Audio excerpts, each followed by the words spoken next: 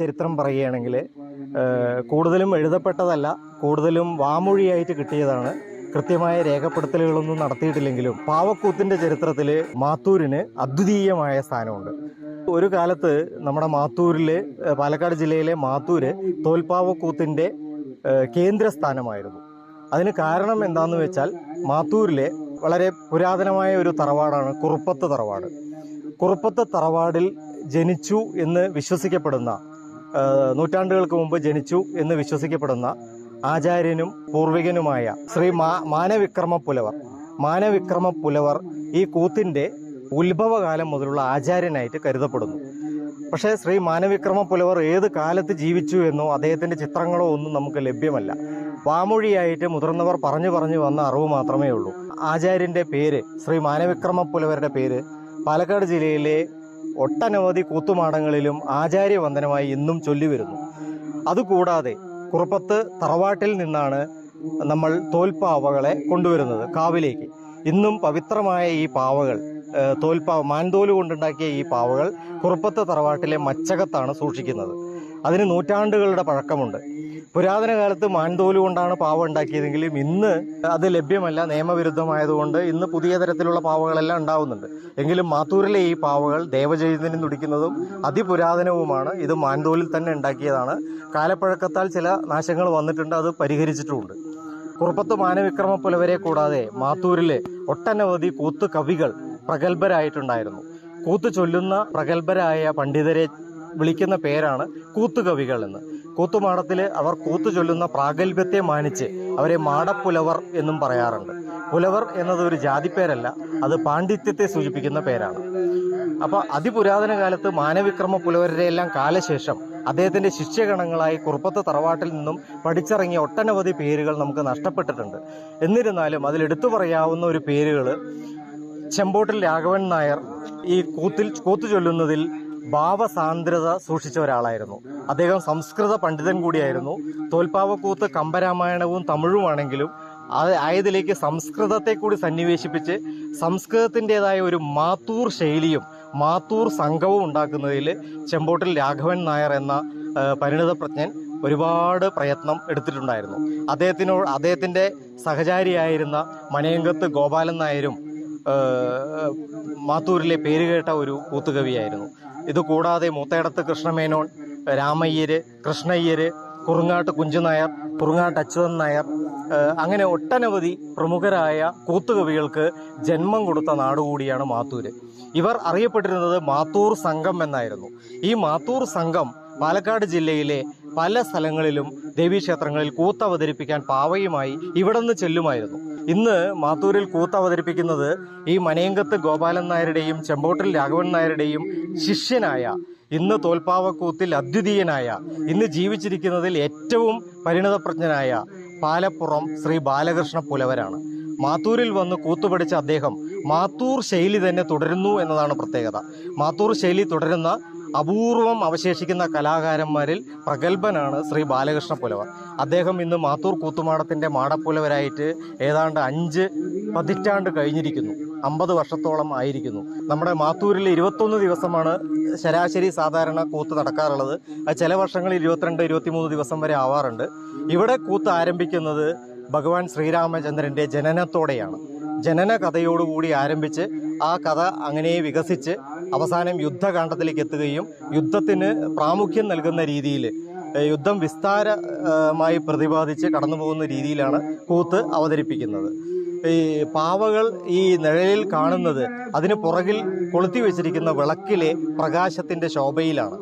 അതിനുപയോഗിക്കുന്നത് തകിഴി വിളക്കുകളാണ് മാത്തൂരിൽ ഉപയോഗിക്കുന്നത്. ചില പ്രദേശങ്ങളിൽ തേങ്ങയിൽ എണ്ണ നിറച്ച് തിരി കൊളുത്തി വെക്കാറുണ്ട്.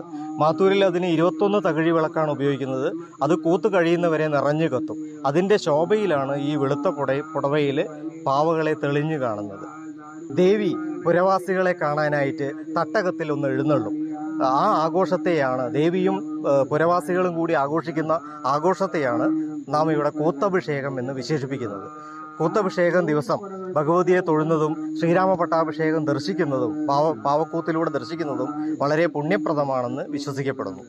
ഏതായാലും മാത്തൂരിലെ ഈ പാവക്കൂത്തിൻ്റെ പ്രശസ്തി ഇന്നും ഓങ്ങല്ലൂർ വരെ നിലനിൽക്കുന്നു എന്ന് നമ്മൾ കാണേണ്ടതാണ്.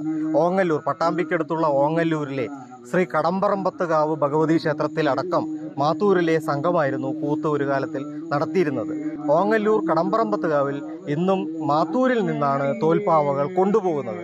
അവർക്കവിടെ തോൽപ്പാവ ഇല്ലാതെയോ മറ്റു സ്ഥലത്തു നിന്ന് ലഭ്യമല്ലാതെയോ അല്ല, ആചാരപരമായി മാത്തൂരിലെ പാവകൾ മാത്രമേ ഉപയോഗിക്കാവൂ എന്ന് അവിടുത്തെ ദേവപ്രശ്ന വിധിയിൽ കണ്ടതുകൊണ്ടാണ് ഓങ്ങല്ലൂർ കടമ്പറമ്പത്തുകാവിലും ഇന്ന് നമ്മുടെ മാത്തൂരിൽ വന്നവരെ ദക്ഷിണ വെച്ച് പാവകൾ കൊണ്ടുപോയി കുംഭമാസത്തിലെ കൂത്ത് കഴിഞ്ഞ് തിരികെ ഏൽപ്പിക്കുന്നത്. പാവക്കൂത്തിൻ്റെ ഉത്ഭവത്തെക്കുറിച്ച് പറയുകയാണെങ്കിൽ പല്ലശന ശിങ്കിപ്പുലവർ ആണ് ഇതിൽ തമിഴ് സ്വാംശീകരിച്ചതെന്നും അദ്ദേഹം ആണ് ഇത് പയലൂർ കാവിൽ എത്തിച്ചതെന്നും പയലൂർ കാവിൽ നിന്ന് മറ്റ് കാവുകളിലേക്ക് പയലൂർ വെങ്ങനാട് ഗോകുലകത്തിൻ്റെ കൊല്ലങ്കോട് രാജാവ് അദ്ദേഹത്തിൻ്റെ സന്താന ലാഭത്തിന് വേണ്ടി സന്താനങ്ങളില്ലാതിരുന്നപ്പോൾ കൂത്ത് ഭഗവതിക്ക് നടത്തിയ പയലൂർ ഭഗവതിക്ക് നടത്തിയാൽ ആ കൂത്തിലൂടെ ഭഗവതി പ്രസാദിക്കുമെന്നും ആ കൂത്തിലൂടെ അങ്ങയുടെ വംശം നിലനിൽക്കുമെന്നും അറിയിച്ചതുകൊണ്ട് പയലൂർ കൂത്തുമാടത്തിൽ ആദ്യത്തെ കൂത്ത് പല്ലശന ശിങ്കിപ്പുലവരുടെ നേതൃത്വത്തിൽ അരങ്ങേറി എന്നും വിശ്വസിക്കപ്പെടുന്നുണ്ട്. കുത്തനൂര് ചീരാത്ത് കുടുംബത്തിൽപ്പെട്ട പല പ്രഗത്ഭരും ഈ പാവക്കൂത്ത് അനുഷ്ഠാനപരമായി പിന്തുടരുന്നവരാണ്. പാവക്കൂത്ത് മുഖ്യമായി നടത്തിവരുന്നത് നായർ സമുദായക്കാരും ശൈവ വെള്ളാള വിഭാഗത്തിൽപ്പെട്ടവരും അപൂർവം എഴുത്തച്ഛൻ സമുദായത്തിൽപ്പെട്ടവരും പണിക്കർ സമുദായത്തിൽപ്പെട്ടവരും മാത്രമാണ്. അതിൽ നായർ വിഭാഗത്തിൽപ്പെട്ടവരുടെ എണ്ണം ഇന്ന് കാലക്രമേണ കുറഞ്ഞിരിക്കുന്നു. വളരെ കുറച്ച് പേരെ ആ രംഗത്ത് ഇന്നുള്ളൂ. ഇന്ന് 2 സംഘം, നേരത്തെ അറിയപ്പെട്ടിരുന്ന 3 സംഘങ്ങൾ, ഒന്ന് പ്രബലമായ സംഘമായിരുന്നു മാത്തൂർ സംഘം. അതിനൊരു ശൈലി തന്നെ ഉണ്ടായിരുന്നു. സംസ്കൃതം കൂടുതൽ ഉപയോഗിച്ചിട്ടുള്ള ഒരു കൂത്തുചൊല്ലലിൻ്റെ രീതിയായിരുന്നു മാത്തൂർ സംഘത്തിൻ്റേത്. രണ്ടാമത്തേത് കവളപ്പാറ സംഘമാണ്. കവളപ്പാറ സംഘത്തിലും ഇന്ന് ആൾക്കാർ ശോഷിച്ചുകൊണ്ടിരിക്കുകയാണ്. പുതിയ കലാകാരന്മാർ ഈ മേഖലയിലേക്ക് വളർന്നു വരുന്നില്ല. പിന്നെ ഉള്ളത് പാലപ്പുറം സംഘമാണ്. അപ്പോൾ പാലപ്പുറം സംഘത്തിൽപ്പെട്ട ഒരു പ്രഗത്ഭനാണ് ശ്രീ ബാലകൃഷ്ണ പുലവർ ഇന്ന് നമുക്കിവിടെ കൂത്ത് ചൊല്ലിക്കൊണ്ടിരിക്കുന്നത്. അദ്ദേഹം മാത്തൂരിലെ ഗുരു പരമ്പരകളുടെ ശിഷ്യൻ കൂടിയാണ്. അപ്പോൾ ദിനേന ഭഗവതിയെ കൂത്തുമാടത്തിലേക്ക് എഴുന്നള്ളിക്കേണ്ടതും അതിൻ്റെ ഒരു ചടങ്ങാണ്. മറ്റുള്ളവർ കൂത്ത് കാണുന്നുണ്ടോ കാണുന്നില്ലേ, ആസ്വാദകരുണ്ടോ, സദസ്സിൽ ആളുണ്ടോ എന്നുള്ളത് പ്രശ്നമല്ല. ഭഗവതി കൂത്ത് കാണാൻ കൂത്തുമാടത്ത് വന്നിരിക്കുന്നു. കൂത്ത് തീരുന്നവരെ ഭഗവതി അവിടെ ഇരിക്കുന്നു. പിറ്റേന്ന് ഭഗവതി കാവിലേക്ക് തിരിച്ചെഴുതുന്നു. അങ്ങനെ എല്ലാ ദിവസവും ഭഗവതിയെ കൂത്തുമാടത്തിലേക്ക് എഴുന്നള്ളിക്കുകയും ഭഗവതിക്ക് വേണ്ടി രാമകഥ ചൊല്ലുകയുമാണ് കൂത്തിൻ്റെ രീതി.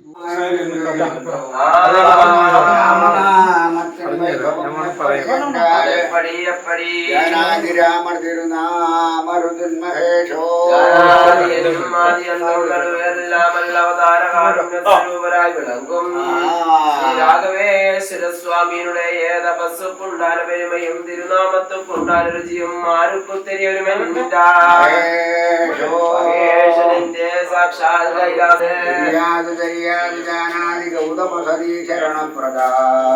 രാഘവേശ്വരല്ലാമൽ മറ്റൊരു പേർകളൊന്നും தெரியாது സാമരകർണ വിളംബിയ സൂത്രം വിനായക പാദ നമസ്തേ മോഹനഹസ്തം സാമരകർണ വിളംബിയ സൂത്രം വാമന രൂപ മഹേശ്വരപുത്രം വിനായക പാദ നമസ്തേ ആമോ ഈശ്വരോടു ജ്ഞാനമൊഴി പേശുമുഖമുണ്ടേ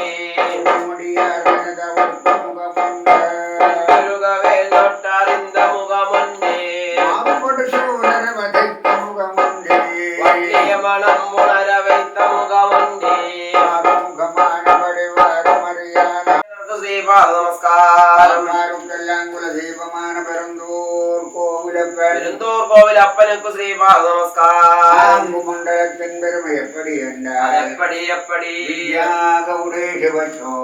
മന്ത്രതന്ത്രസ്യ കേരളേ സർവം തൊണ്ടീര മണ്ഡലമേ